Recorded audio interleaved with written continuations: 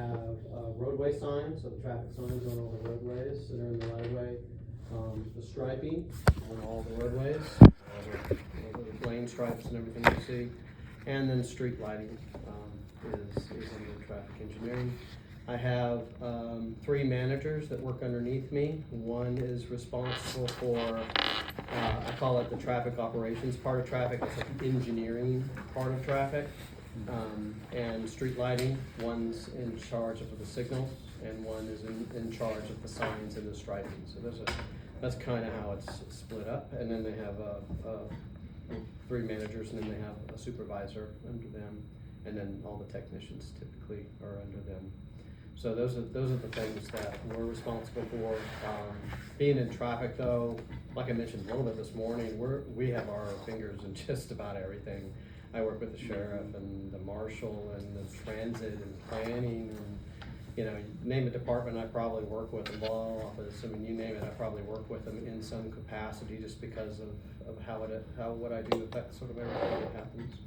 Work with solid waste. Parks and Rec? Yeah, work with Park and Rec quite a bit. Yeah. So yeah, most of the big major departments in Augusta, we cooperate and work with them in some way. And we have a lot of projects coming up. One hopefully next week at the next commission meeting that involves with transit and fire. And so we're always working on something, doing something. Is this the one about the vehicle? The emergency preemption? Yes. Yes, very interesting agenda item. What is it about?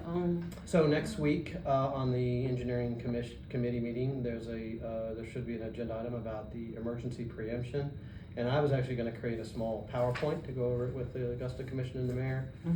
But in a nutshell, when there's an emergency from a fire truck or a police car or whatever, it will interrupt the traffic signal, and it will turn it green from whatever direction they're coming from. Oh, that's good, yeah. So it helps with response times and, you know, safety and all that other stuff.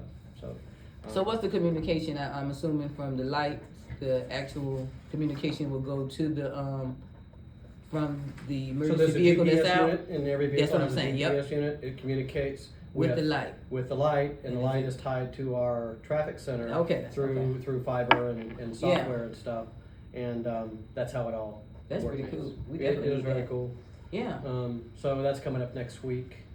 We've been working with Chief Burden and Transit for a long time on that one to get it to that point. So we're really excited about that. Right now we only have 40 traffic signals, but if the agenda item's approved, we'll have 220.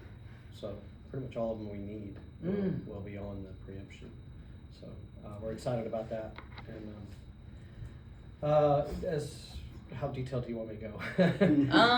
As far as daily operations, you know, we get a lot of requests from the public through 311, through phone calls, through the commissioners, through the administrator's office. We get a lot of different requests. So most of our days are spent sort of chasing down some of the issues that people report. We also try to do preventative maintenance. So for example, every traffic signal, all 275, should be maintained, should be on a routine schedule for maintenance twice a year. You know, as far as the signs and the striping, the signs are done based on their importance. So they're all important, but like a stop sign is way more important than I have a park over here. So, and the signs are color coded, and I don't want to get too much into the weeds, but based on the color and the location of the sign is the priority in which we go out and repair them. The striping, we do it as we can. It's expensive, probably more than most people realize, but we take what resources we have and we do what we can with it. Right now they're out all about Augusta National, and we just repainted Azalea and Eisenhower and some of those others. So we're working out there these next 2 weeks to prepare for the tournament. As far as the street lights, there's about 26,000 in our county. About 6,000 are owned by us. Those are the ones we maintain. And we get those requests from 311 or the commission. But the majority of them are Georgia Powers. And so the process for that is when somebody calls us with a complaint about a street light being out or they want a new one, there's a portal that we're a part of, and we forward that complaint into the Georgia Power portal, and then our streetlight manager tracks it through its progression. And he said we own about 6,000, right? 6,000. 6 out of 26, we own 6. Are they concentrated in a particular area? Yeah, once mostly again? downtown, Laney Walker area, the old city of Augusta limits. So what used to be, when it was City of Augusta in Richmond County, the old City of Augusta is where we own most of it. I remember there's even just most recently this year, Sean Fran bringing it, but I've heard several times this about Georgia Power taking over the remaining So, streetlights. What's the situation? that's another thing that'll come to commission, not next week, but probably after Masters, is we've been in negotiations with Georgia Power. They first need to do an audit, and then after they do the audit, we'll know exactly what we have. There was an audit done in 2017, right after I started, but it's changed quite a bit since then. And that audit was just more to locate them. This audit will be very specific on what types of lights they are, what kind of poles they are. You know, it'll be much more detailed than the previous audit. And once we know that information, then we can negotiate with Georgia Power to sort of take over ownership of the 6,000 lights that we currently own. And then of course that's a decision that will need to be made at the commission level, but that'll be our recommendation. Georgia Power has a lot more resources than we do, more crews, you know, all that stuff. So my goal is to eventually get Augusta out of the streetlight business, so to say, and we will still be involved in that. You know, we will monitor and work with Georgia Power to address the citizen complaints, but we won't have to have the materials and the bucket trucks and the staff and, you know, all that stuff to actually go out and fix the streetlight. We would take 311 and any other, you know, calls that we get. We would filter it through Georgia Power, monitor their progress, and then reply back when it's been repaired or replaced or installed, or whatever the case may be. So that's my hope. The reason why is because, you know, a lot of the stuff is very expensive to purchase. I know you all give us what resources you can, but just for example, I get roughly $100,000 a year for maintenance of streetlights. If you drive up Walton Way, they have those fancy decorative street lights with the 2 lights that kind of go on the side. That's a $16,000 piece of material. So, you know, at $100,000, I could buy, 6 of them. So, you know, and I have the whole county to maintain for an entire year. So we think Georgia Power can really help us with that. So that's why we're kind of going in that direction. But the signals will still obviously remain ours. We want it that way because we're local and we understand how they work. The state actually prefers us to do it because, again, they would have to man up the crews and the equipment, and we're here and we understand the traffic patterns, and so we do it that way. How would it work though if a citizen wants streetlights in their neighborhood? So If Georgia Power takes it over? So if Georgia Power takes it over and somebody wants an additional street light, there's a couple things we can do. If it's an older neighborhood, and they don't have lights, then they give us a proposal to install lights, and they typically give me 2. One is a zero cost upfront proposal, but then the monthly cost of that, you know, per fixture per light is higher, or we can pay some money up front, mainly for materials and installation, and then the ongoing monthly cost is much lower. That is another thing that Hamid and I have talked about. We've had, I'm sure you're aware, several commissioners have asked for, I want lights in this area, That's I want right. lights on the street. Yeah. And so we've got all those quotes, and I've got multiple quotes, you know, depending on how much we want to pay up front, whether we want to pay anything or pay some. But every time we say yes, it adds to that streetlight bill, that annual streetlight bill that is already kind of chronically underfunded. And so he's going to bring it back to the commission and ask, you know, what would you like us to do with this?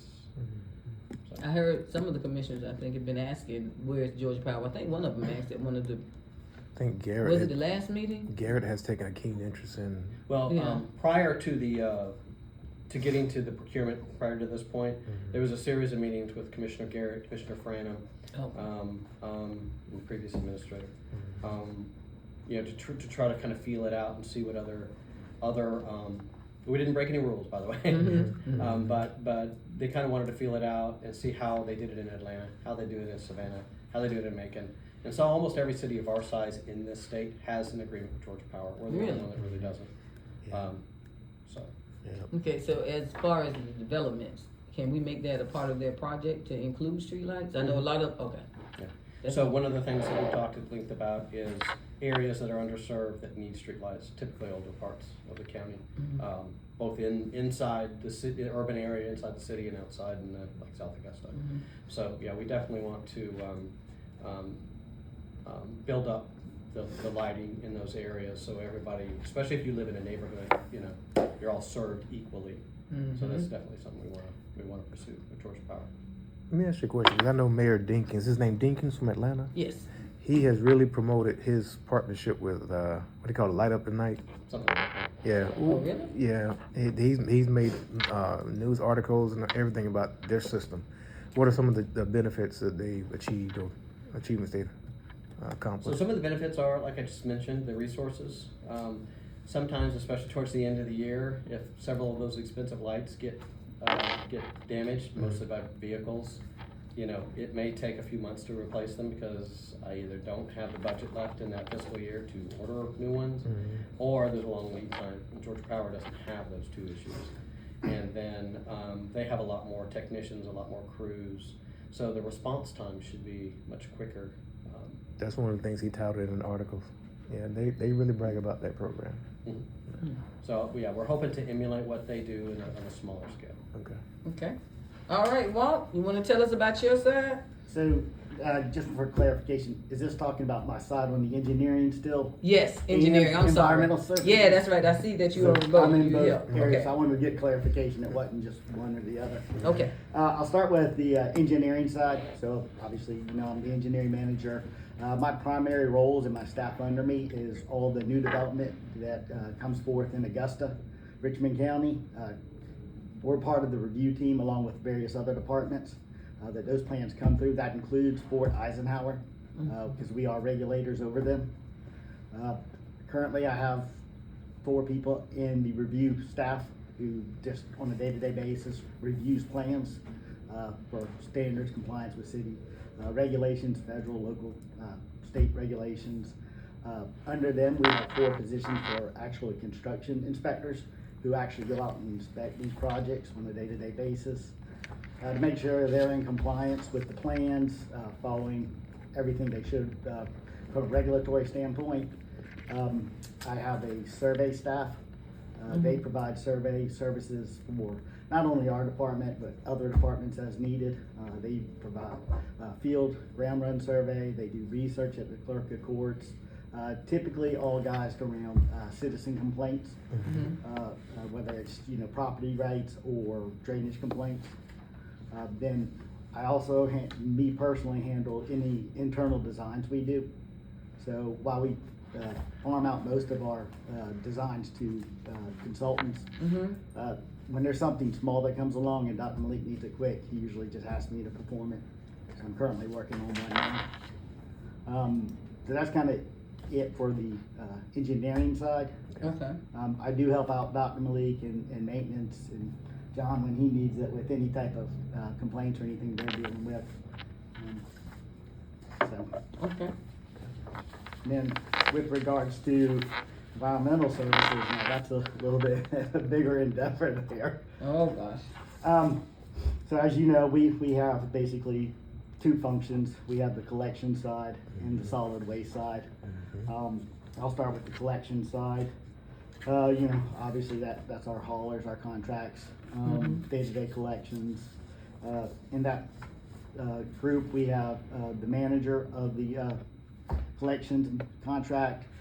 Under her, she has 3 contract specialists, which are kind of like, I won't say customer service representatives, but they're a little bit more in-depth, detail-oriented.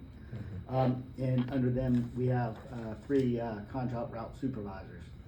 So the contract specialists, they kind of handle all the complaints that come in from 311, make sure customers are satisfied, getting their garbage collected, poultry waste, whatever it may be. They create work orders and they send the route supervisors out to make sure that the contractors are actually following our contract and doing what they're supposed to do. So they're kind of like a QA/QC. When you say her, you mean Becky? Becky, yes. Okay, Yes, sir. okay. Okay. Y'all knew Becky. Yeah, oh, yeah. Now what does Becky do?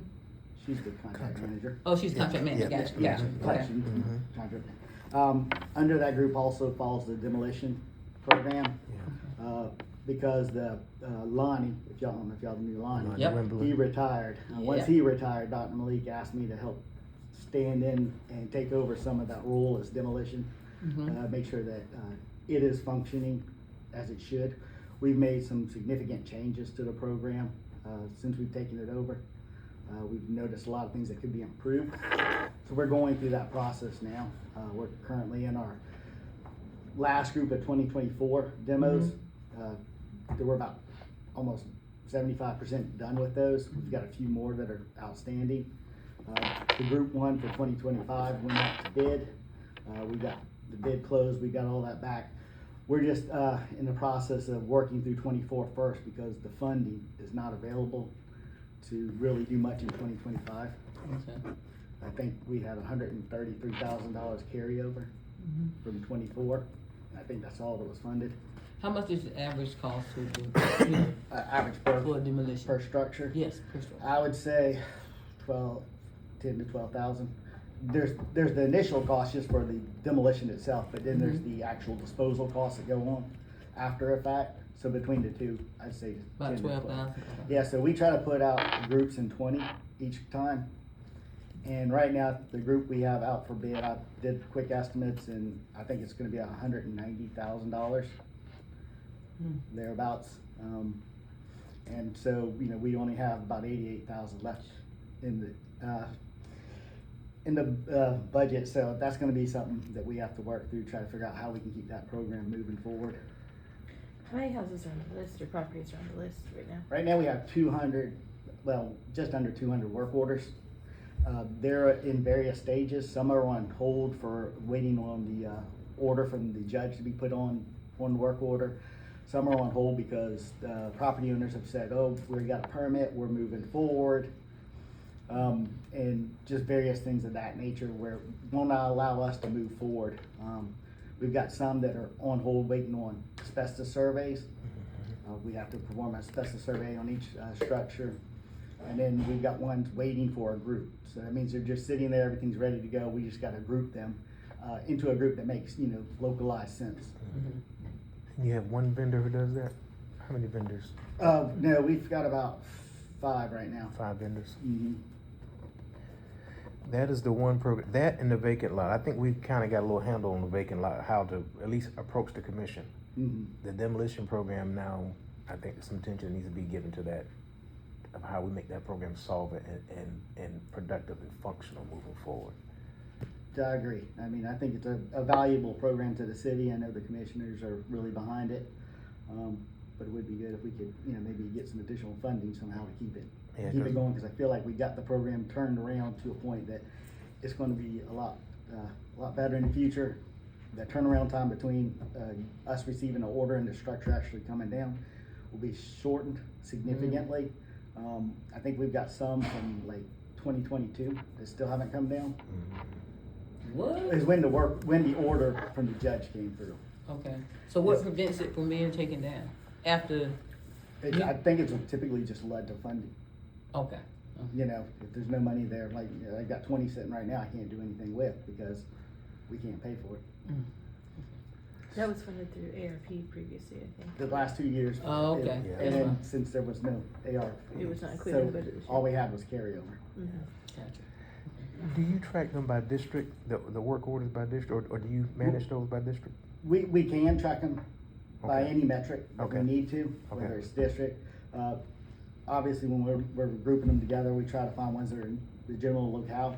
Okay. So our route supervisors aren't just jumping around all of Augusta, because that is one of their other jobs that they do, is the inspection of the demo project. Okay. So not only are they following the collection haulers, they're also having to do the demo inspections.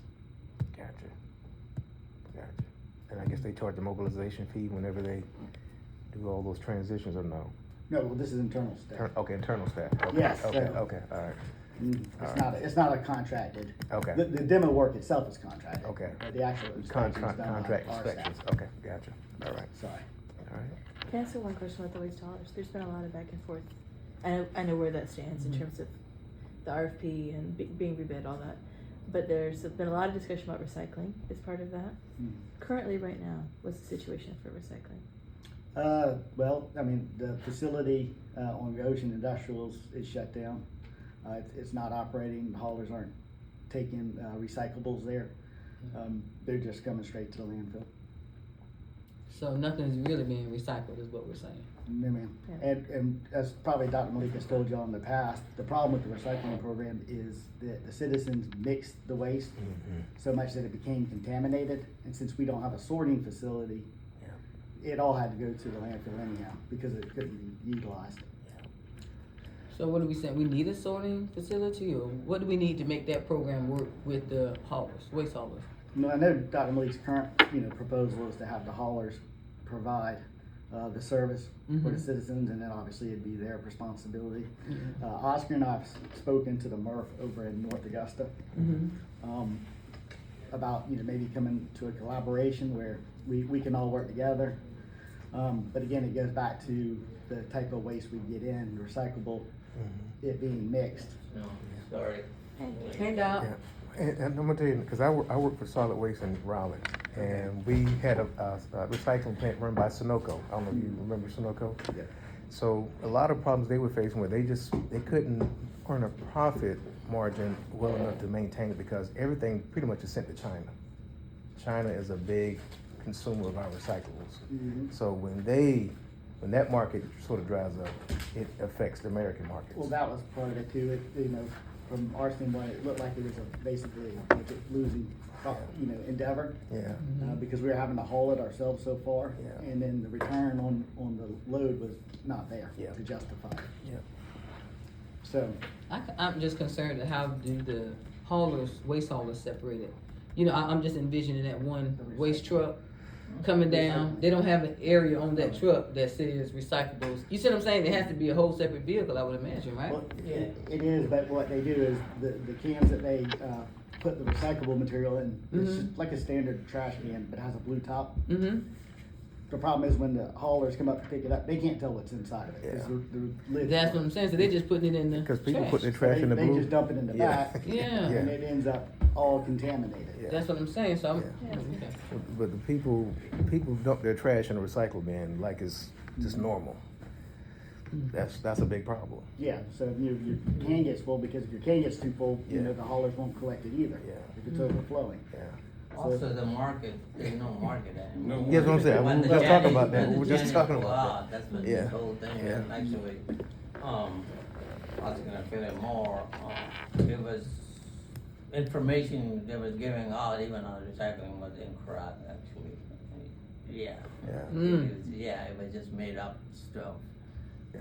Yeah, and for us, before, there was exchange program. The recycling would take it to Columbia and exchange would bring it something there. So they stopped doing that, I believe, somewhere in 2020 or 2019. So there's no other outlet either to do that. So, for us, the city never had a recycling facility actually. Right. We do recycle at the landfill Okay. for electronic, all that, people can take it. So, I said it before and I've been told don't say it, but I'm gonna say it again. Deansbridge Road is too far. It's literally 18 miles from my office, that office. Right. Yeah, people are not gonna go there, so we have to, and that's what I would try to do, which, governing body didn't like it, that let's work with these contractors, let them offer it, then we can establish satellite Yeah. locations, so that will cut the illegal dumping. The small contractor not gonna go there. Homeowners not gonna go there, they're gonna dump, they're gonna find a wooded area, and they're gonna dump. That's right. Hyde Absolutely. Park right Yeah. now is one. Right, so that's really is the challenge, So now, until we create satellite places that, people wanna dump. yeah, absolutely. So what was Goshen? What kind? I never went to Goshen facility. What was? So Goshen was, but not a recycling, it was recycling at some point. Okay. Yeah, by the waste management, and it does have two partition, but it was non-functional basically. Okay. Yeah. So Okay. everything was on the floor. I have videos. I didn't bring it with me, but everything was on the floor. We go dump it, we have, those are there, we couldn't do it, it's all manual thing and all mixing, and then, we as a city, or another contractor, or we ourselves picking up and taking it to the landfill. So it's actually added cost Yep. to all that thing, so I never saw, a clean separation, other than the metal and all that things, you know, yeah. So, Like you said, it's a dying market. I mean, It's it's a dying market. yeah, there's no market there really, you know, and, you all work with, this new facility they're building, all that thing, so you wanna kind of get into Yeah, so that we more? called, or we tried to call Pure Cycle. Yeah, They're only using water bottles. yeah. But I think the larger issue is, number one, Augusta does recycle, right? And that's the bottom line.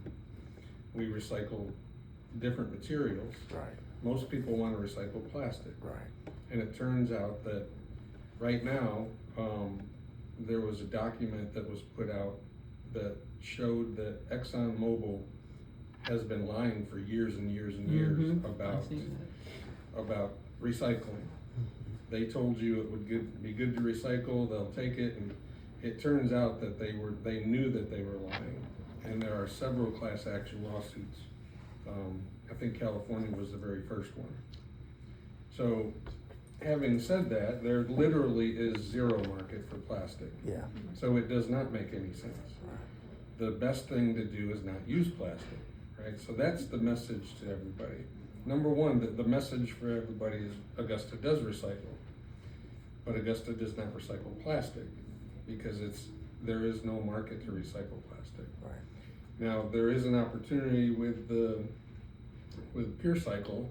However, they only take the water bottles. That's the type of plastic that they take. I suspect that they've already sourced it, so that kind of cuts us out of their market.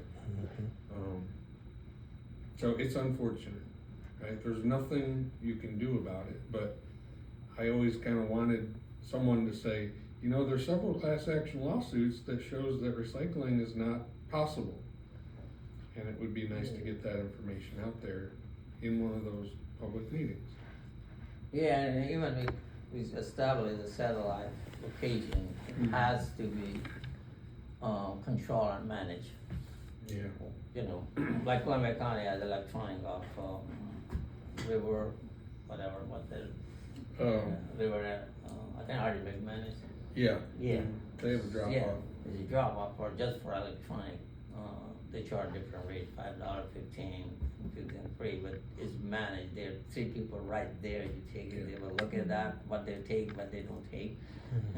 And they will tell you where, here are different bins, you do it, so it has to be managed.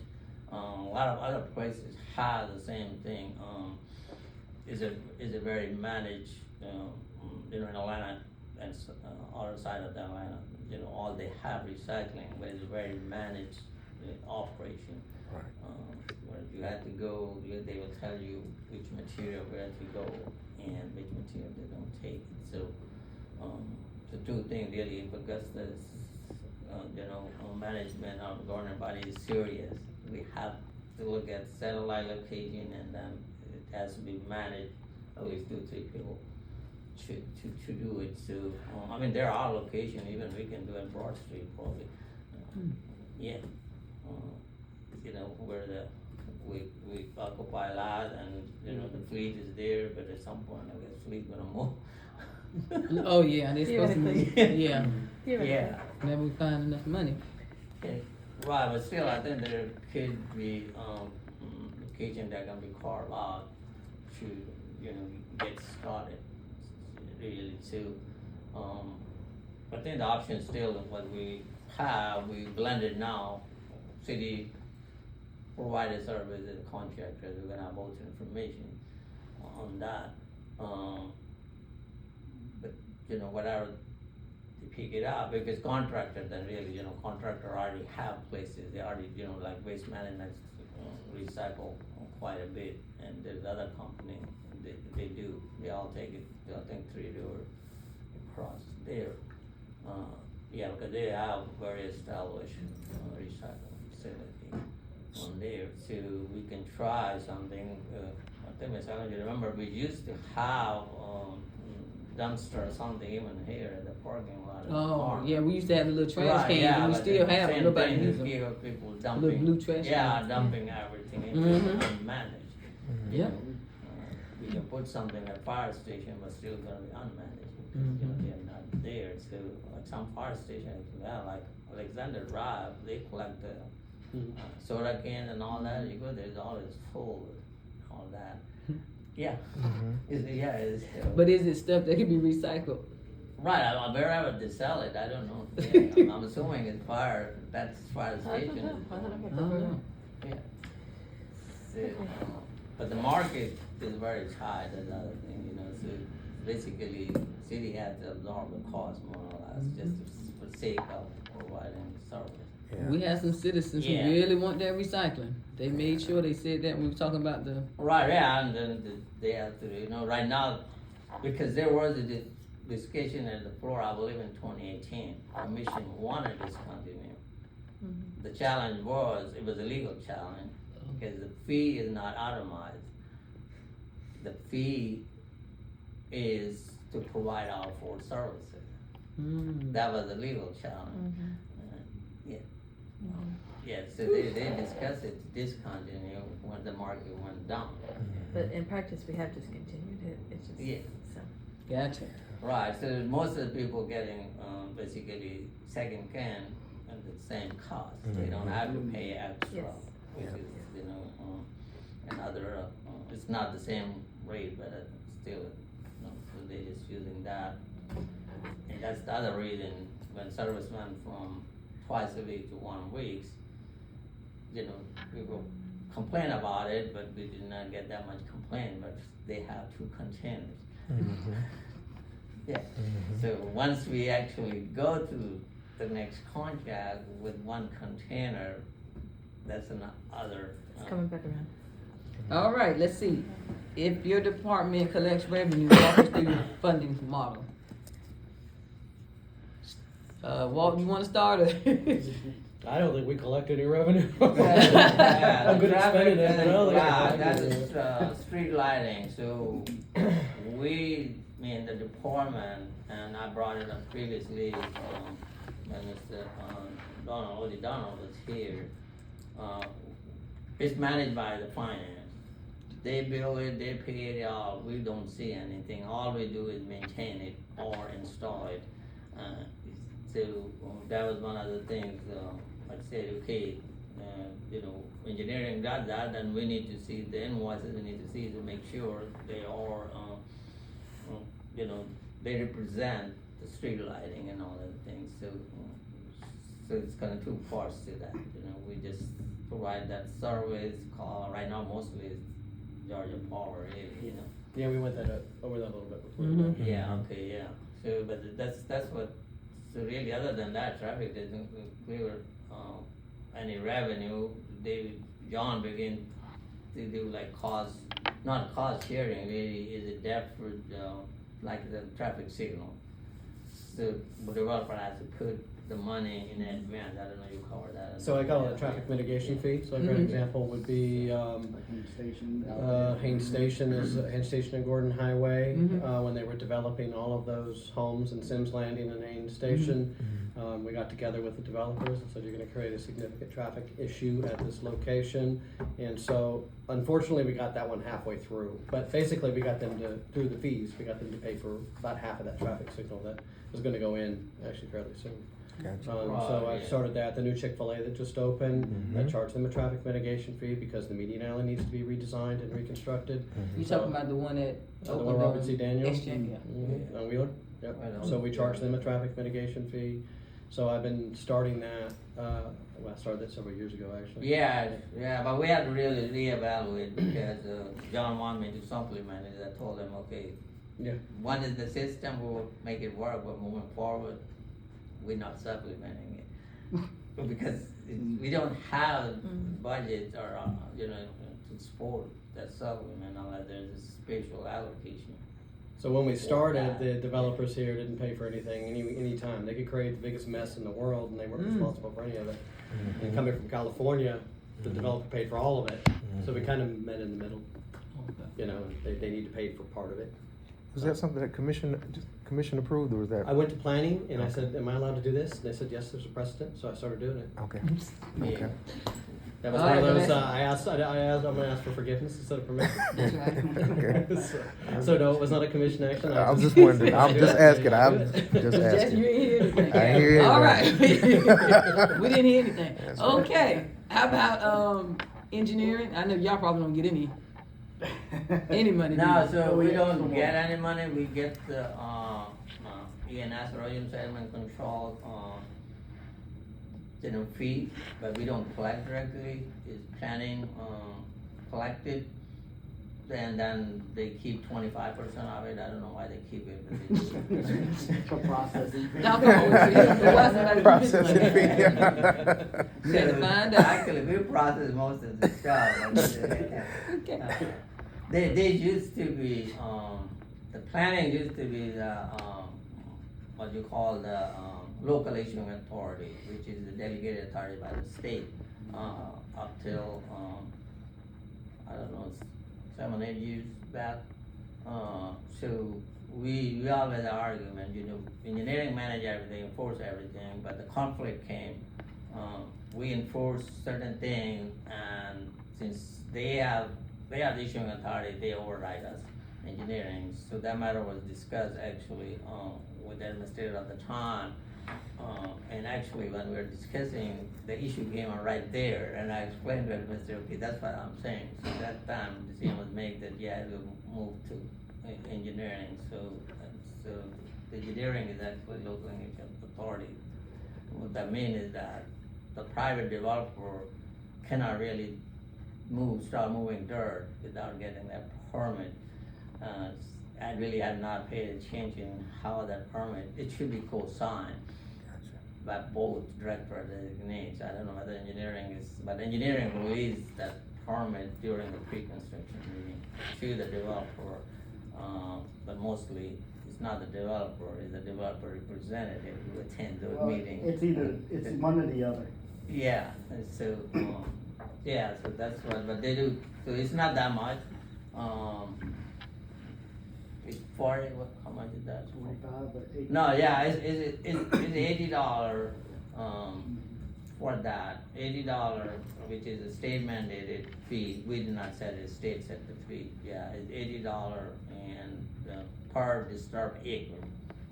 Yeah, so it's around, I would say, somewhere $15,000 to $20,000 a year. So engineering reserved that fee really as a backup. So Like that we goes have back in that, your we budget? just bought the vehicle out of that. So it goes back in your budget? Emergency need, really. Okay. Yeah, especially we use them for some vehicles and all that. There was, I think, agenda item, few committee, 2 or 3 committee back, where we use one of the vehicles, that's what we use. Yeah, in the past, we use it, I think, buy some equipment and went for the inmates, because still, you know, Warden provide the inmates and all that, but we had to provide everything else.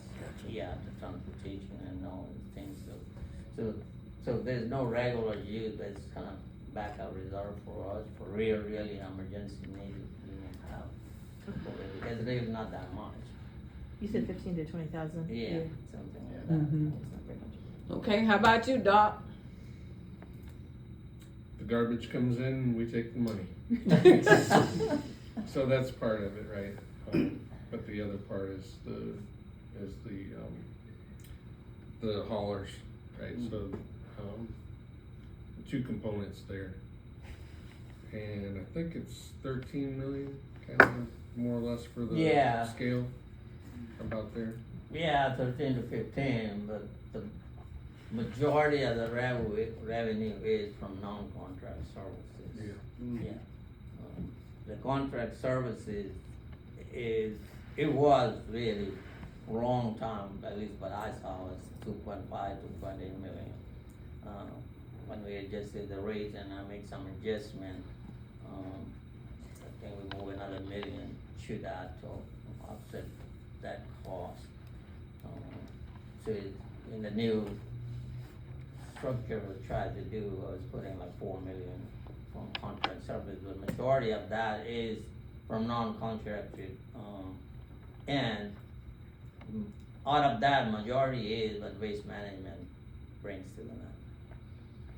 Yeah, the coastal has very little, maybe 20% of that, yeah, the waste, because waste management has transfer stations.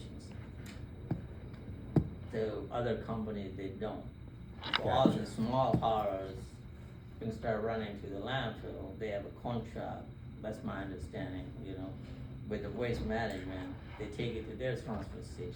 Gotcha. And then waste management haul it to our landfill. Gotcha. Yeah, waste management does have a landfill in Columbia and in Smyrna, so that's what I'm pushing back, not to increase the rate, because once it doesn't make sense for them, they can take it to their own facilities. Yeah. That stuff comes in an 18-wheel truck, not a garbage truck, so you can see the difference there. From the transfer station, Yeah. yeah, okay. Let me ask you something real quick. This is a little sidetrack, but at the landfill, when somebody brings what do they bring? Some kind of trailer in the back, or one of the officers asked me about it yesterday, and that's on my mind, and said that they have. I'm assuming it's a very expensive tool or something they have on the back of their truck that they can come dump stuff.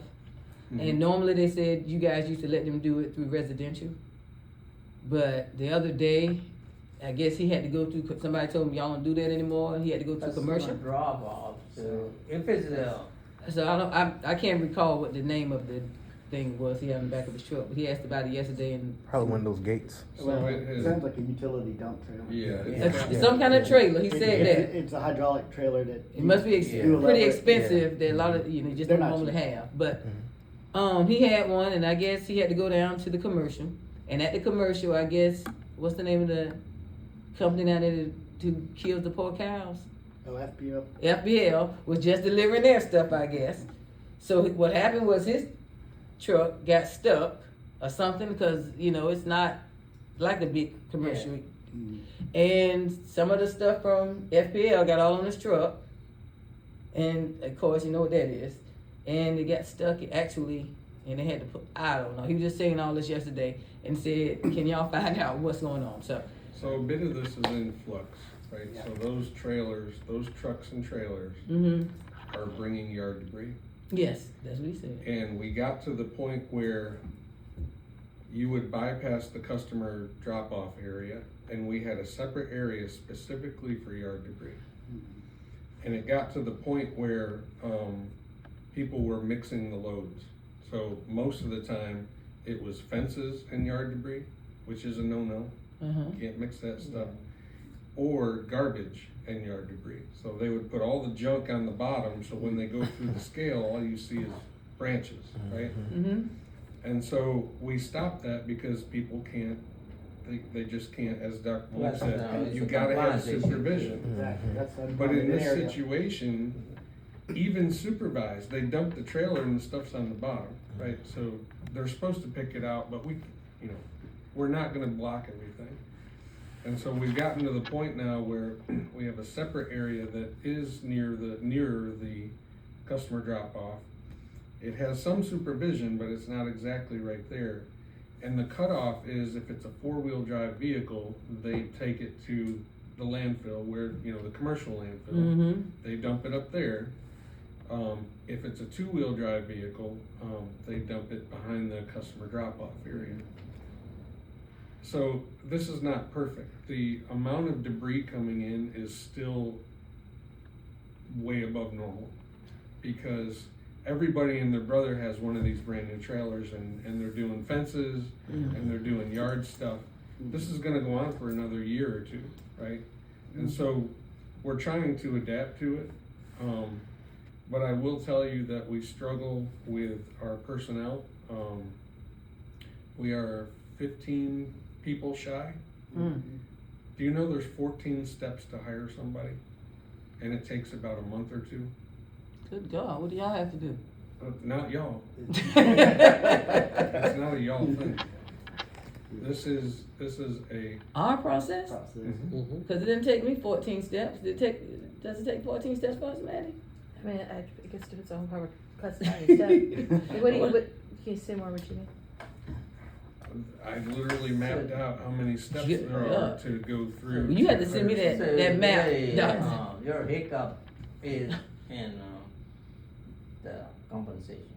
Something need to be looked at. I said before, I'm gonna say it again, that's your hiccup. That kills me, I'm gonna say it. Oh, I said it again. Yeah, that's right. The back to the other one, we don't have a capacity at the customer drop-off area to handle the volume is coming because we're gonna be out of compliance.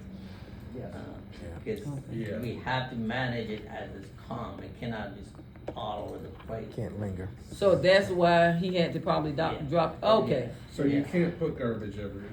I got You you will, now. Okay. you will So- get fined for that. We have a daily litter pickup because that's what one of the issues we had Yep. before I got there. So now I have a daily pickup. It's 3 people from 10 to 5. All they do is Yeah. pick up the contract service. They pick up the litter Yeah. every day. So And you we short got the cost 14 of- people. 15, At the 15. yeah, 15. At the cost of $3,000 a week, Yeah.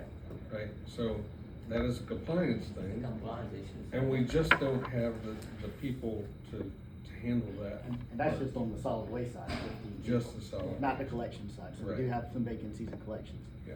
as well. So we are doing more with less.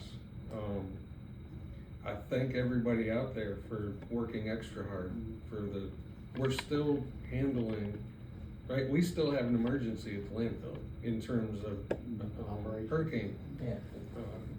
emergency. All of the wood chips are going out there. All of the yard debris is going out there. I've never seen the customer drop off so busy. We actually got lines now. We have lines at the customer drop off. Probably Yeah. because they're getting ready for masters too. And a lot of places don't take wood chip, like Yeah. the South Carolina DOT contractor. He called us because nobody was taking over there, but we don't wanna take there because we have our own. So we directed them to another C&D landfill, so they stopped taking it. Yeah. Yeah. So far, we've received about 700,000 cubic yards of mulch. We I got think that's what we got. about 400 to Yeah. 500,000 more to come. Yeah. Yeah, And we got get about 700. 118 wheelers a day out there. Mm. Yep. And so we are running thin out there and running hard to try to keep Yeah, up. and we're doing on a temporary, permission from APD. Yeah, so we Okay. have other time frames to do something about this. We're working through it, but I'm just saying that because we have our limitations. Right. That's why some of the restrictions come where they go not to do. So we could use some help, right? There has to be an emergency ability to hire people somewhere in the city. So when you go through the 14-step process, do you ever get the person?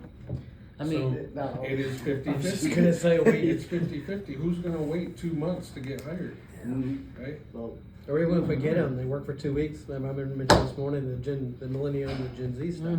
If we get them in, they work 2 weeks, they stop showing up, they call in sick every day. This is not for me, so I just wasted 3 months finding somebody, and he walks out the door in a month, less than a month. Yeah, I think I myself wrote like 10 letters for the last 2 months with people not sure up. I waited and we had to write in the youth voluntary separation. mhm. okay. So staffing is definitely, and just like them, the stuff we do is very kind of specialized. Everybody think that they're an electrician, they can go out and work on a traffic signal. That's not the case at all. I mean, you have the base knowledge to start, but it takes 2 years of training to get you to the point where you're actually useful to this government to fix a traffic signal. And so, and so we have 1 or 2 things happen. They don't wait that long because this isn't for me. I'm gonna go do something else. That's right. Or we can get them all trained up and and GDOT or their consultant or whatever, they pay them twice as much as we can and they leave. Okay. Yeah. All right. What about a strategic plan? Does any of you have a strategic plan for your operation? I don't think I do. Yeah, I mean, I mean, Most of what you guys I mean, are, not really operation, but our strategic plan, at least my strategic plan, is the workforce, retention and optimization, because really everything revolves around that. if we keep that, we can, continue our operation in a more efficient way and address all that. As far as, the improvement, really, we rely on SPLOS and really more than SPLOS on the TIA now. So we worked through that, okay, like we just got into this round 2 or tier 2, so we already, at least for me, I was really thinking, okay, but the tier 3, what we have to target it on that, on all that things, the plan wise, we do have a plan like expanding our ITS system to the rest of the county. So we just hired a consultant and we're gonna start, doing, that part into that. But But it's all revolved around to really, scale workforce, I don't wanna add any new really, but just wanted to retain and whatever we need to do to optimize the operation. Including, we have to use technology, like we started using Procore for our, capital project from A to Z. And that's really helped from all angles. There's no argument from either side, whether it's, if communicated, not communicated, the quantities. Is it 10 tons or 15 tons and all other things it's gonna take care of, because some of the previous issues we have and the commission getting them involved, because somebody gonna call and hey, engineering is not paying us. For the environmental services, we have somewhat very good, talented, external, help.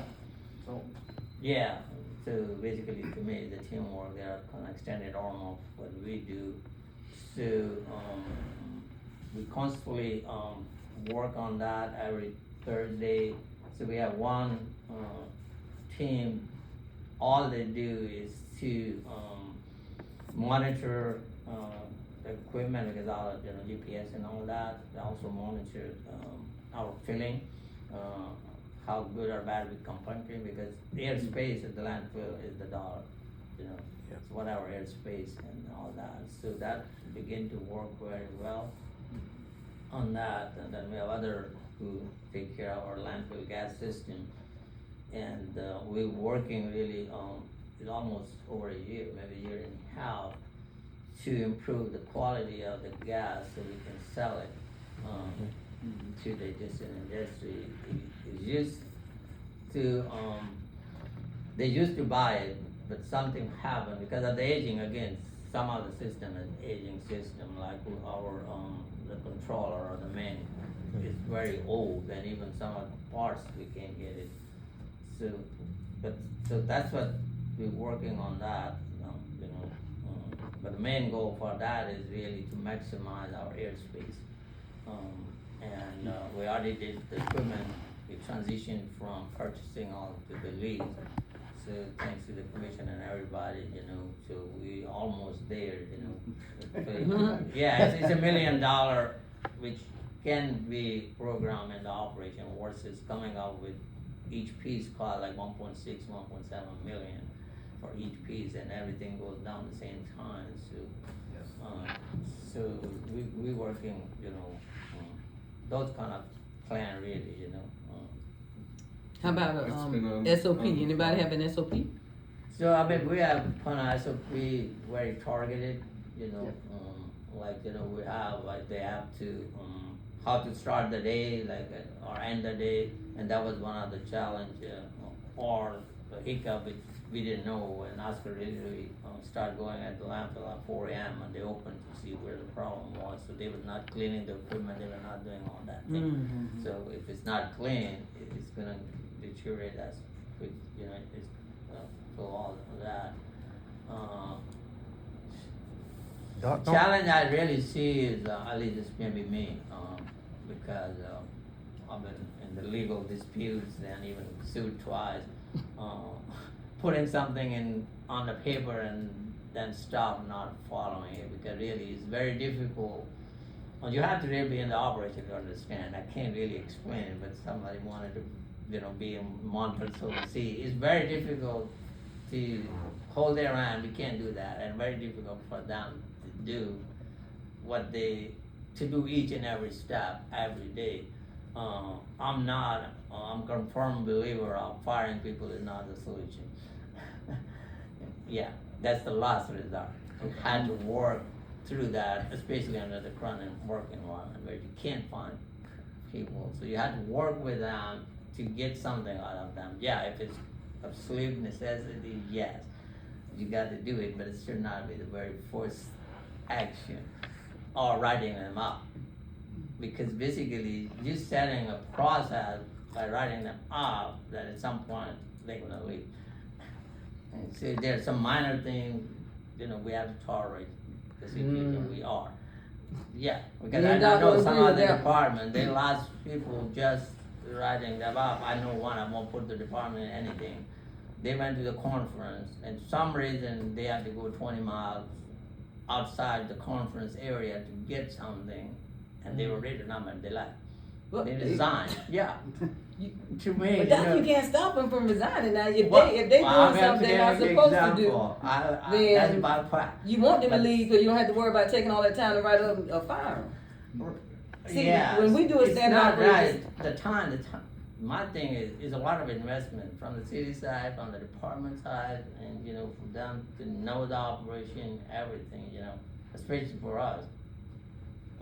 The workers, to me, workers are more important than myself or the manager, because, if I'm not there, work still will go on. But if worker not there, I'm here, I can't do, so work will either stop or slow down.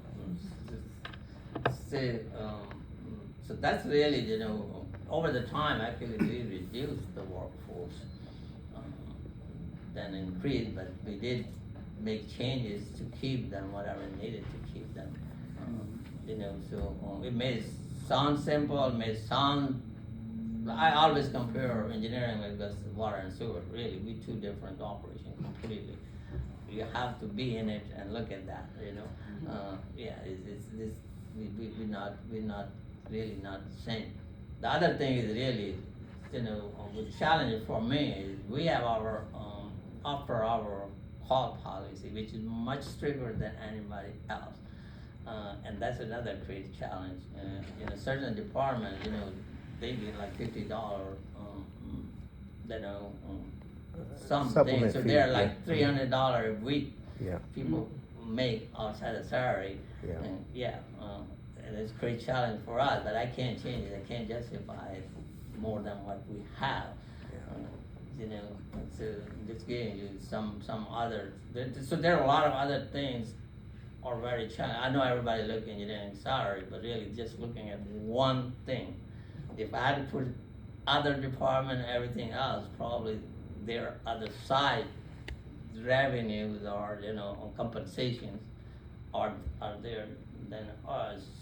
So, but when strategic plan really, I'm not sure, even we have strategic plan, it varies every 5 years. The commission change, they change, everything change. So even, the resurfacing, list, we have the list, but then new commissioners come, they have their own priorities, they want us to do this, so we have to move to stuff, yeah. So it's kind of, yeah, but I mean, we can put things on the paper if we have to really. But it's a time, I'd rather utilize I'm speaking for myself, my time in a more productive, say where I can make a difference than really spending time writing stuff, which really not gonna contribute, anything. So we start like talking to the staff too, like I have actually meeting 2 weeks, maybe 2 weeks back, the entire maintenance people, the whole maintenance tobacco road people, and we give them the questionnaire, basically, unanimous, they can fill it, get feedback, so we're working through that, on that, what their feedback is, how good or bad we're doing, where the concerns are, I already told them, other than salary, don't put salary there, I need more money, but, yeah. So, COVID hurt, I used to have a meeting actually, every month, so, with the, managers and, assistant director, we meet once a week anyway, or we can talk every day. For these two, we talk several times in a day, with that, so, I'm thinking to resume that again, to that, because since COVID, really, we never got back to things we used to do in terms of communicating, interacting. For us, the way, I always change, like I just moved maintenance construction from maintenance to engineering construction, because it was consuming them too much. They were not focusing on the actual request, like, their role is to go do initial assessment and give us something, and then whatever we need to do, because repair takes time, it takes 2 years, and they were really more, so, literally right now, I'm working on 27, sinkholes. I know I don't have enough workforce to do that, so I'm working on it, that I need to get these 27 sinkhole, repair, basically the failing pipes, so I have to replace those pipes, so with all the discussion we have, I'm making, that's more like my strategic plan really, is a dynamic, how we can improve. I start looking at, the work request for the last two years that was 2 weeks back. I got some information today. I'm gonna look at that to identify really where are the most on hotspot and where we're getting most of the calls, which area, because I wanted to address that. Basically off-road calls. We really don't get that much on-road call other than everybody call everything sinkhole. Yeah, this fellow keep sending email over the weekend. I don't know what he does weekdays, because that's all he does. And all the, he sent literally that. Yeah. Who does that? Last is I forgot his name. Oh, I thought- It's here at the Oh, okay. District 3 area. Yeah. He literally sent 3 or 4 emails, copies, I don't know how many commissioners, and then he demand, he was with Yeah, no, John I Price, and John know who he Price, is, somehow, he wanted to have a speeding sign on EDS, something. Mhm. And so he put it 4 locations. I personally went there. None of them had sinkholes. It was just a settlement over time, over age, it happened settlement. So we're working through it, but when, email comes, the sinkhole, everybody thinks, it's a real hole in the road, and by engineering is not doing anything. About like the potholes. Yeah, even the pothole is another, really, that's why I say, okay, how do you define a pothole? What is a pothole? Yeah.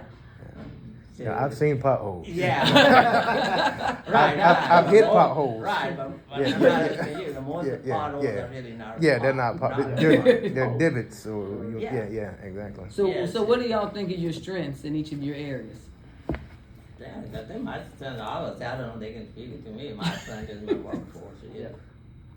Yeah, that's my strength. They know what they need to do, whatever, they I have very good dedicated, support system.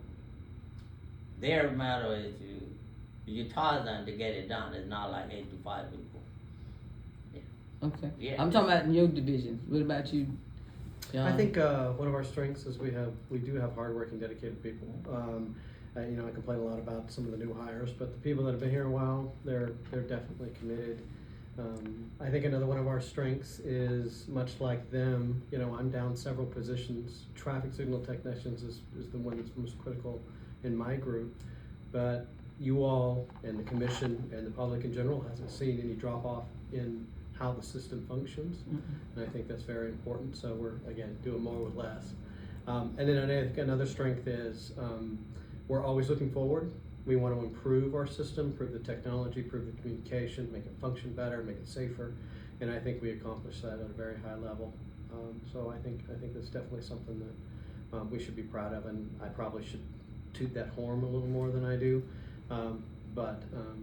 Yeah, and like Dr. Malik mentioned with the TIA project, we're gonna add another $7 million worth of really cool stuff to make traffic function better and to make it safer. So I think that's one of our strengths, is most people don't know, but we have a backbone and an intelligent transportation system that rivals the biggest cities and counties in the Atlanta metro area, but nobody would know unless you came and talked to me or you saw our traffic center. Kind of what we said this morning, we Kinda got to tell our story. Yeah, so nobody knows, but we're ahead of Gwinnett County. We're way ahead of like Savannah I wouldn't and have known Macon. So as far as technology and what we can do, what we can accomplish, every car could turn into an automated vehicle today, and we could handle that. Most people can't say that. That is So- good. So And ideally, our claim, our strength is our relationship with the external agencies who we deal with frequently, even with the regulatory agencies. You know, even CORE, EPD, GDOT, we are very good, you know, so that's really. And that's one thing that I had to build when I got here. I don't know why, but traffic had isolated itself, and they did not have a good relationship with the state at all, which makes no sense to me, because every major road in this county is a state route. Yeah.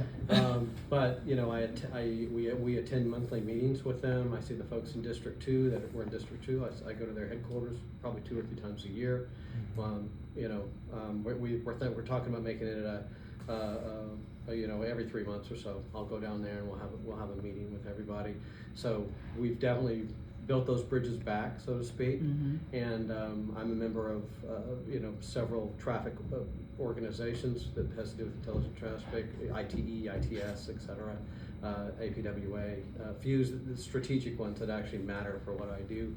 And you know, I can't be going all the time, but I do try to get away once a year to some of those conferences and network with people and see what they're doing, and they can see what I'm doing. I've been asked to speak at a lot of them, how we conduct masters traffic. It's pretty high level for a city of our size. So I've even had the people that have conducted the Super Bowl in Atlanta ask me questions about how we do some of the master stuff. So yeah, all this goes on in the background. Nobody knows. But yeah, I'm very proud of what, at least in traffic, we've been able to accomplish and move forward. Very Good. How about you, Oscar? So along the same lines, it's gotta be the people, right? Because without them, we get nothing done. But, you know, just being curious is important, because that's how you actually get better, right? You want to strive to be better, and everybody. I don't know one manager that doesn't have that curiosity and ability to want to do the right thing. And then I would also loop in, you know, our contractors. As Dr. Malik said, they're helping optimize, put the garbage in place. The past 3 years, we put in 3 years worth of garbage, but we saved 3 years of airspace. So that's about a $40 million a year. So 15, 30, 45, 50 million a year savings in just the way you put the stuff in. We meet with them once a week. Everything, you know, the technology is amazing, right? So we've got drone flights once a week. That gives us the difference between 1 week to the next. The equipment actually has GPS on it, and you can look at the data that way. So we collect data to see how well we're doing week to week. And those numbers, again, it just jumped up again last time we did the propeller flight, or the drone flight, jumped up again.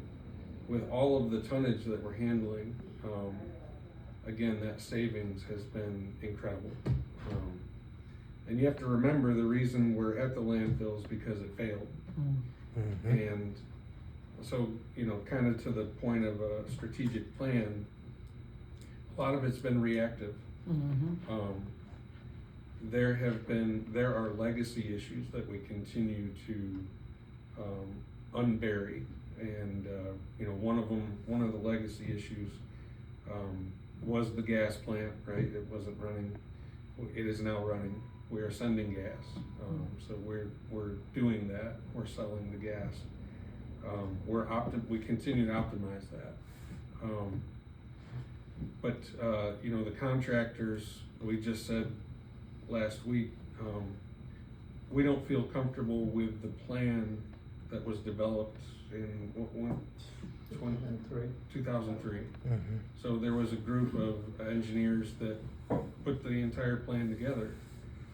And we told them straight out, we said, we don't want you to follow this plan.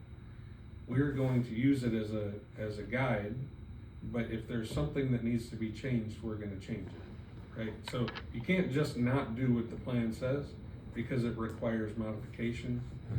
There's a minor modification, a major you do not want a major modification because it opens up a public comment period.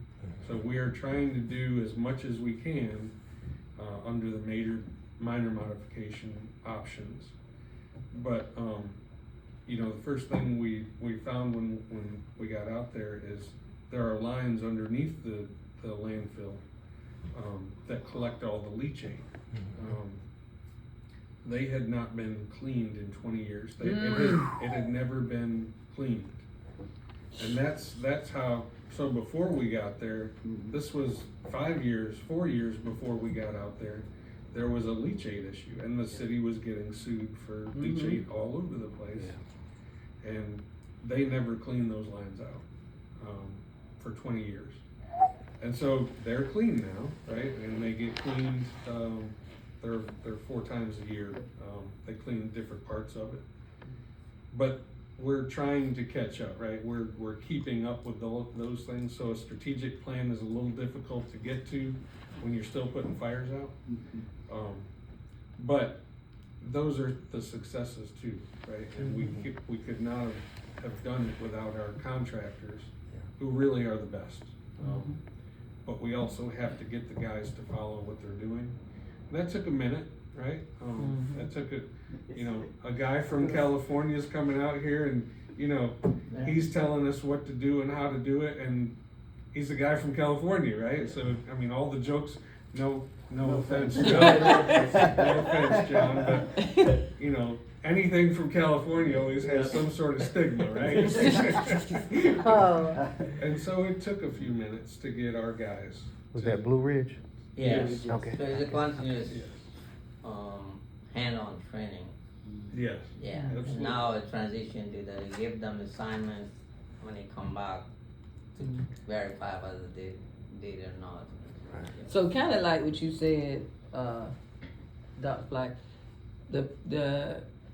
we've all inherited some legacy issues. No doubt. No doubt. I understand. The only thing that I would say, and the thing is about now, you guys being more reactive. If they had a strategic plan in place, we wouldn't be here. They had a strategic plan where an annual plan fed into, read off of the strategic plan, everything would have been clean for a time. Do you see what I'm saying? So that's why we continue to be where we are, be more reactive than proactive, because we didn't have plans in place. I don't want our organization to continue doing that. That's what I'm saying. So I would suggest that we are developing that as we go through. Right? Yes. We're in our we're over 3 years now. We need to figure out for everybody else what has to get done. There you go. That's what I'm saying. So- That's the only way we can. And we're pretty much figuring help. it out as we go along. But I will tell you the savings. The other thing about landfill is if you go out there, it's hard to grow grass, right? It has more soil than you could ever literally use. You cannot use all this. At some point, the soil becomes a problem, which is another, right? We're following this plan. The plan never determined that there's actually too much dirt at the landfill to dig down what that original plan said. You can't do it. You run into too much dirt. There's no place to put it. Even the cell we're in now wasn't placed to the grades it should have been. They actually dug it shallower because there was too much dirt and it cost too much. And they did not ask EPD to do Yeah, that. but not instructor for design. Right. Yep. So as we continue to unbury bodies, That's right. We react to it, but it is changing. But I will say, 36 or $40 million is a pretty good start, right, in savings. Mm-hmm. But the other thing that we did realize that it's hard to grow grass out there, which is why the slopes still in some areas do not have grass. We determined that it's sand and clay, that's it. Sand and clay do not grow grass, it just doesn't work. We determined that there's no organic material. So is that how it's supposed to be? Evidently not. If you say Evidently not, Okay. So you're supposed to grass, once you finish a slope, it has to have grass on it to keep the Oh, okay. dirt there. Erosion control. Yeah, Oh. exactly. All In the past, they Alright, used so- to truck in topsoil. They used to pay somebody to truck loads and loads and loads of topsoil so they could grow grass. Mm-hmm. The problem with the soil is it has no organic material.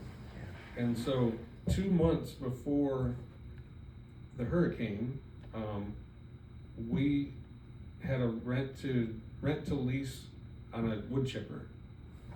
And so we realized this 6 months before, so we had been recycling all of the green waste. I said recycle, right? Mm-hmm. We had been taking all of the yard debris that people were bringing, and we diverted it, and we were gonna chip it all up, add it to the soil that we did have, so we could grow grass. It turned out it actually works. That was the issue. We're growing grass. We're not gonna say that it was our fault for the hurricane, but after the hurricane, the very first thing we did was we sent that wood chipper back, because we're gonna have 1 million cubic yards of wood. You have all the mulch you We have. have Yeah. We've got Yeah. more wood than we could handle, but we continue to let everybody know that we will use it. You have to cover all of the slopes, and the only way you can do it is to now add wood to the dirt that we have. So we're making topsoil. Okay, awesome. So I can't tell you how much savings that is, right? We can figure out how much topsoil. We need to, truck- yeah, that's Yeah. something that you guys have And, done a good job of. Yeah, one thing to add to, not only, we save the airspace and the dollar value of that, but we also delay the construction of next cell.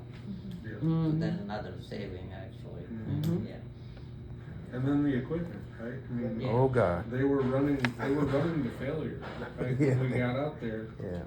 they would run it until it was horrible. Yeah. So we had to make changes, even staff-wise. Yes. Like we had to change the shop manager, we didn't fire the guy, we had to kind of move people.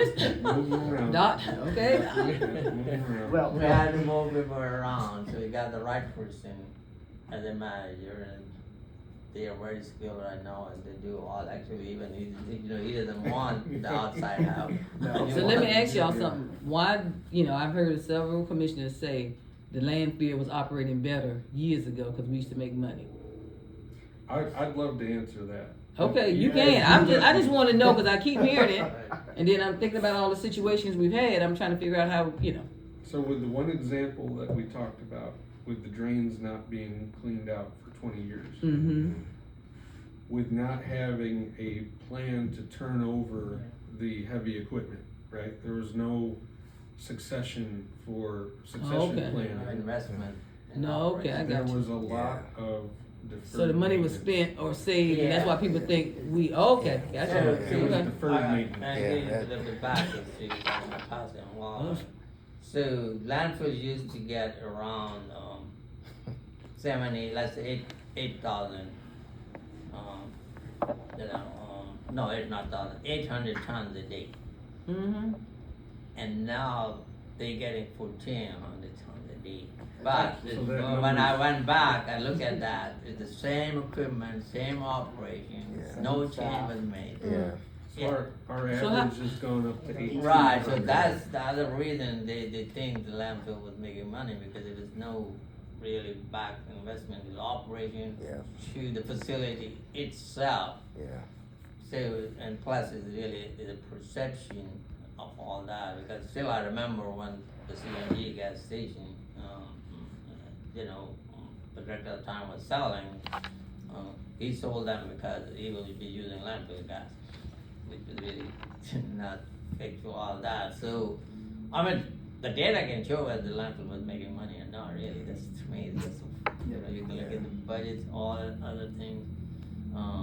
The cost of operation did went up, you know, due to COVID, and then, you know, to bring the facility back, and there was a lot of waste.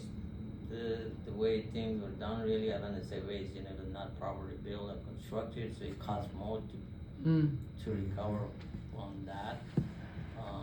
Because the contractor who built the last salvage we're working now and who built that beaches, is since never built the landfill at beaches. Well, in addition to that, they put the liner out and they let it sit Well, for 2 that's years. the reason, Yeah. because that contractor never got into this, and it's a very specialized Who did? construction.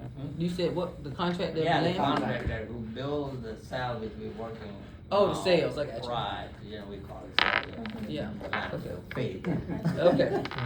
Yeah. So let me ask y'all this. Oh, I didn't get the answer from Walt. What about you, Walt? For our strengths. Yes. So one, like Oscar, you know, we're not satisfied with status quo, doing things like everybody else used to do in the past. That's right. We are reactive, but we also have a proactive mindset at hand. So once we see this issue, we look for ways to improve it, like Oscar mentioned, changing the operating plan, to see if there's better ways to do things in the future.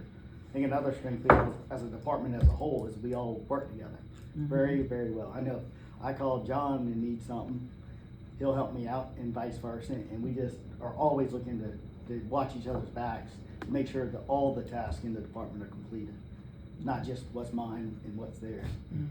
Okay. Now I'm gonna tell you something else. Thank y'all. Go back to the SOP. Me and Dr. Malik. Dr. Malik said he didn't really like to document all that stuff. Let me tell you why I started that years ago. So when people first come on board, and I know it may be a little more difficult with you guys, because there's a lot of you guys. It's y'all department is probably 5 times as many that IT had. But anytime somebody comes in IT, that standard operating procedure was right there. They knew how everything operated. So when they did not operate in the way that they were supposed to, because I make all of them, and Maddie can attest to it, sign it, saying they acknowledge it, they read it. So when things don't go right, guess what? I can discipline and not say, well, I'm gonna move them somewhere. I'm moving them anywhere. This is your job. This is what you're expected to do. This is how this department operates. This is what we continue to operate. If you don't abide by that, then disciplinary actions could be taken. And I know what Doc's saying, don't put everything in writing, because when it gets to the court, it's not. But I always put disclaimers too now. You got to be smart, but the disclaimers on it. I'm with you, we're not there. I have to stabilize the operation. I just said we will move construction to there. Yes. Once this thing begins to flow as it should be, then we can write those steps that way, that, because main thing is the initial response. Mm-hmm. That's the really critical to me from all angles, even from legal. The rest, once we start working on it, in my opinion, we covered, our city is covered, that we address that issue, and it is skilled, that time out. So we just constantly, not only the landfill, but the maintenance part, we're working through it. So once this whole process gets stabilized, then we will work through that. That's why, the service level, I can't give any time frame beyond the initial response. Doc knew where I was going next. Service I level know, agreements. I know. He know it. He know it. We gonna be using the service level Right, yeah. agreements. So, and I gave that response, 3, 4, whatever days, I always gonna keep pushing, like we do respond like pothole, as soon as we know, we try to respond in 24 hours, 36 hours, depending on, but, I think I put 5 days or something, I need to have a push, I got people hold you to what you write, so. See, that's what he said. So I had to. Now, Doc, I can't give- defend you on the SLA, but I can't defend you on that. But in terms of SOP, I think you kind of short-sighting yourself, because when EPD made all those corrections, you guys had to put a lot of that stuff in writing in terms of protocols, so that when people come in, they know exactly what steps to take, particularly at the landfill. I read those documents. You're right, we have SOP, as the case even for stormwater, because we have to write actually ERP, which is the enforcement response plan. We Yeah. have to, it's step by step. Yeah, oh yeah, it's We're very reporting all the documented. board steps Yeah. into that, all of the things. State approved. Yeah. Yeah, Yeah. and that's what the, ENS, enforcement is, which we have to make sure that it is on the compliance. I'm just, my thought, all I say is, SOP goes to operation, how you want it to. Because that's what, everybody, had complain about it, is the maintenance side of it. Yeah, it's really not the other side, what we do, we really, like, we work on the plan review, for example, even before water got in here. My goal is to get it out in 14 days, all other things, because, I've been in the plan review very deep with myself, other places, including here, so, and that's what, we still meet that goal, the 14 days. The challenge, which I mentioned, is really the lack of communication that between the designer and all that. We did actually 2 training, when, we updated our stormwater manual. Yeah, we absorbed that cost, we did 2 training for all the design engineers on that manual, and it is a complete guidance document. Right. If somebody want to follow it, yeah. So, but back to yours, Ralph, my thought goes to really, what people see. Yeah. Because people won't see, though it's under $10 million, construction going on, mostly it's underground. People don't see where the money is going. We might need to take some pictures of it underground and say, this is what we're doing for you. Well, that's the same thing with us. After our next Tier 2 project, I'll have the 3rd largest fiber network in this county. Yeah. That'll be mine. That's right. See, Yeah, But it's all underground, you're never gonna see it. but we still need to talk about it. We still need to talk about it. So, I'm not gonna hold you guys. This is Friday, payday. I want everybody to have a great weekend. Is it anything, Maddie, or, I want to ask one thing. okay? Elamos. Yeah. What is the plan for Elamos? So the plan is really a delay on me, because I don't want it to purchase, implement the new software, and then throw on a contract. I'm just really waiting on this contract to get in place so we can work together, because this technology has to work on both ends. Yeah, That's what it is. Yeah, we budgeted money, actually, IT, I appreciate that, they were heavily involved with the, Becky and all that. I was involved on upper level, not too much detail, but I'm the holdout really, and that's the reason. If we need to move forward, I can move forward, but then it may create some other issues, because Holler has other ideas.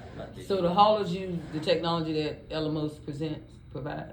Yeah, So- so they have their own new technology, and they do, so we have to work out, even we use the Alamo, whether they will talk. Oh, to each other, interface. the platform Yeah. or not, Okay. what changes That's we the need to challenge. make. Oh, okay. Okay, I I was got wondering. it. I don't, Yeah. I don't disagree with you that Yeah. it's premature to do Elamos if we don't know who the caller That's is. right. Yeah. That makes sense. I just didn't know if you were saying, well, we're sticking with Elamos no matter what. I didn't know what. the Yeah, and subject was. really, No, they better not stick with them. and I can't say we're almost there to water contract, really. I can't say. Any day now, yes, yes. So- Yeah, okay, well, I'm not saying I think you don't know, 311 hates Elamos for various reasons. It's gonna come up over and over again. But I think that is from my perspective, that is a defensible answer to say. That is. We want it to be compatible. Yeah, I mean, so- 311, bring up a lot of things related to engineering or what I do, but, we have different opinion, I will leave it that way. Fair enough, happy Friday. Yeah, I'm all for technology, Fair enough, really. every I'm Friday. all for technology. Way to go. Like, if technology should serve our purpose, we should not adjust to the technology. I think that's where the biggest hiccup is, I'm with We you. should not be told, okay, here is what you're gonna get, and you have to make it work. No. Because I give all the example, you go to any business has to provide you what you need, not, like you want a cigarette, and it's said brand, and they don't have, but they will try to sell you, well, you take this one, it will give you good. It doesn't work that way, it should be department need, because department understand their need, their operation, all their functionality, even future, all that thing.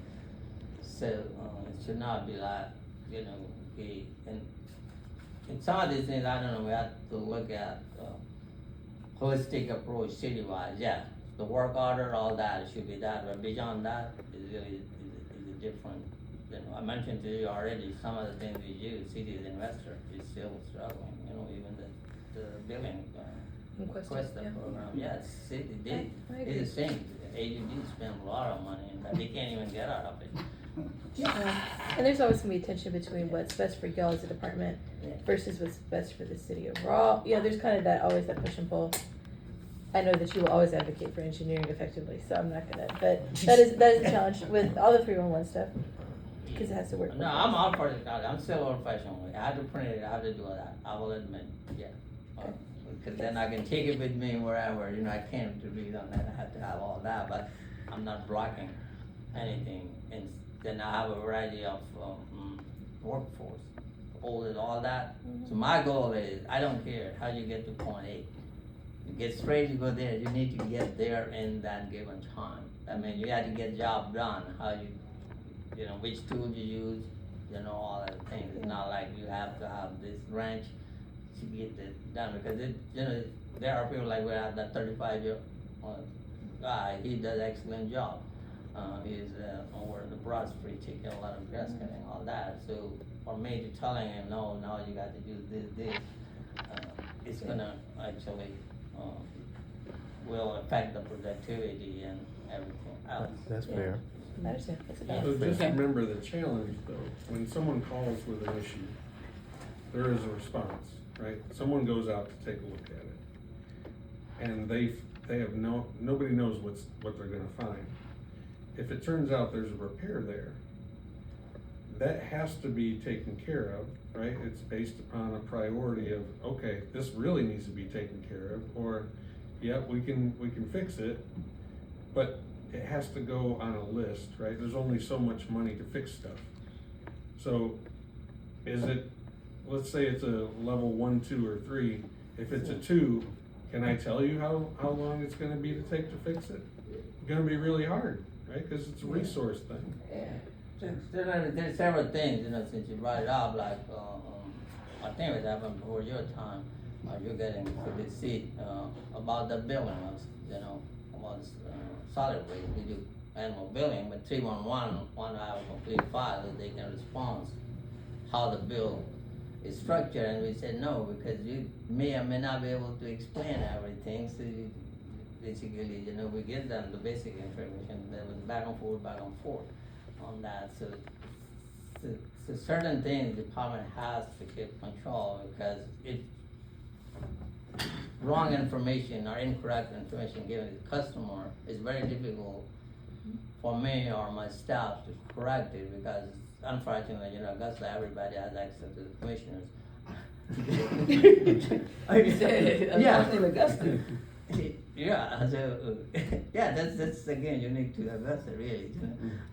Okay, yeah, so we try to minimize, you know, all those things, so really, then let's create that conflict or rift, you can say, you know, who does what, you know. Yeah, there's a fundamental tension there. That See, we're not but gonna- over time, then it's kind of become like, okay, you know.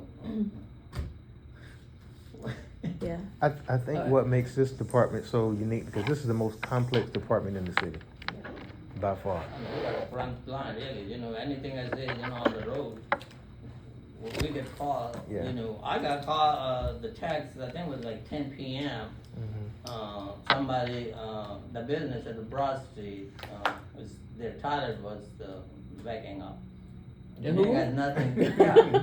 985 Yeah, Broad one of the Street? commissioners Was texted that- me at 10 Oh, p.m. I thought he said that something the about guy- Broad What Street. you He said can do business on Broad for Street. this, I'll just make sure. yeah, what you can 985. do for this business I heard now, that too. you know, after I said, okay, I know it was a utility issue, but I don't want to tell the commissioner that Yeah. you're good to buy, so I have to address it. Right. I'm just Where kidding. was that one at, Doc? It's, I think 7th Street, something. Oh, okay. I thought What you said happened is, it was backflow, which is Okay. really responsibility of the customer, not the city. Mm. So I got to work with the boss and we addressed it the next day. What happened is that backflow, what you call, plate or whatever, it flipped. Yeah, Oh, I it- know, it so it's blocked it. yeah. So it has Blocked it to to be go fixed, back, but yeah. really the backflow is the responsibility of the customer, because I have myself, you have to do annual inspection and send them for all that thing. Mhm. And the business owner really was saying, I'm gonna lose $8,000 tonight if it's not fixed, I'm gonna close the door. All they need to do is call the plumber. Right.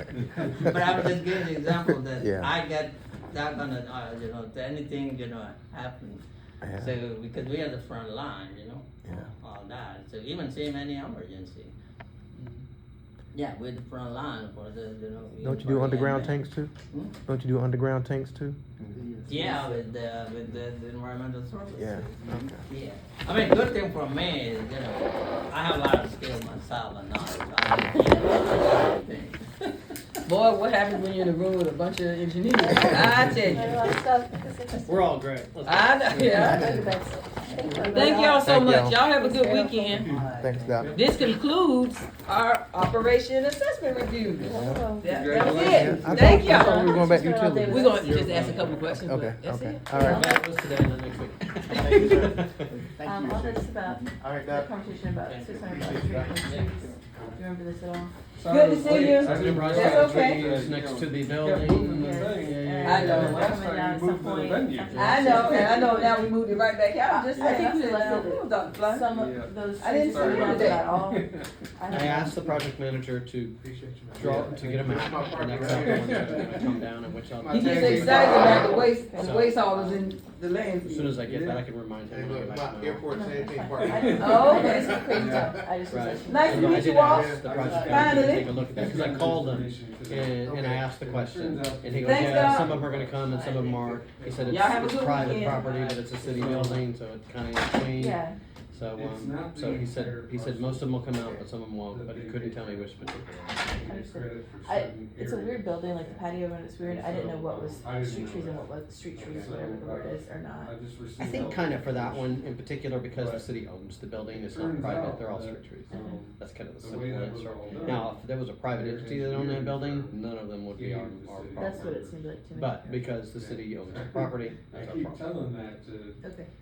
Why? I know mean, one of the, commissioners, can't- airport commissioner. How do I word And this? The contractor that's renovating it is being paid And so he through gets it. DDA, how come they can't deal with it? Unfortunate that This he's is no my longer question the as chair. well. When this So- It's initially like came there's to a tree us. there, you need to take it out, take it out. You wanna trim, So I trim think it. he probably Yes. tries to work. Yes, work it so on the commission I think side. there's like a question of permission, like is the city gonna give permission to cut down the trees? I think we can do I that. believe that. Right, In terms of another the city thing, doing another this thing before is it what's does. reference. I just wanna see where some of these coming down anyway in the project. Right, and I kinda get where you're It's coming not- from, yes. and I think most of them are actually supposed to come out, That's outside. just because it's a city-owned property. That's Before we get into a county fight with them does about not it, I have wanted to any- know if these are coming down anyway. It sounds like it's Yeah, fine. it's never Exactly. 26. Why argue about something that's But if Yeah. they weren't, if none of them were coming down the project, then Yeah, that should be that the is response. outside the You, utility. you've been here a long time and know how these things actually go in practice. Mm. But I agree with you, it's ridiculous. We're letting them use the building for free, so why are they? Or a dollar, like you talked about this morning, everything's a dollar. Same thing, same Uh, as that. but- Anyway, thank you, John. City of Atlanta, yeah, they was. I appreciate it. Yeah, anytime. But they pay it to what county are they? They in Clinton County. Clay- They do pay pay it. it. They Clay pay County, it. yes, yes. Airport is the biggest revenue generator for Clinton County. Yeah, so they. Airport is the biggest It says revenue right in their generator. financial statement, $1.6 million for storm. Not only stormwater, in general. Oh, In okay. general, airport, Atlanta Airport is the biggest revenue generator for Clinton I County. didn't know that. Did you see that lawsuit that I sent? I have had a chance to read it. It is very important, Thank because you. FAA weighed in, thank you. FAA weighed in on those diversion numbers specifically for stormwater. That document is very important. Okay, that's probably, we haven't heard back. It Probably. really is not the airport airport management. That guy has a Daniel Field, who has a, repair operation. Yes. He is the one who is a troublemaker. Yeah. What's his name? Steve.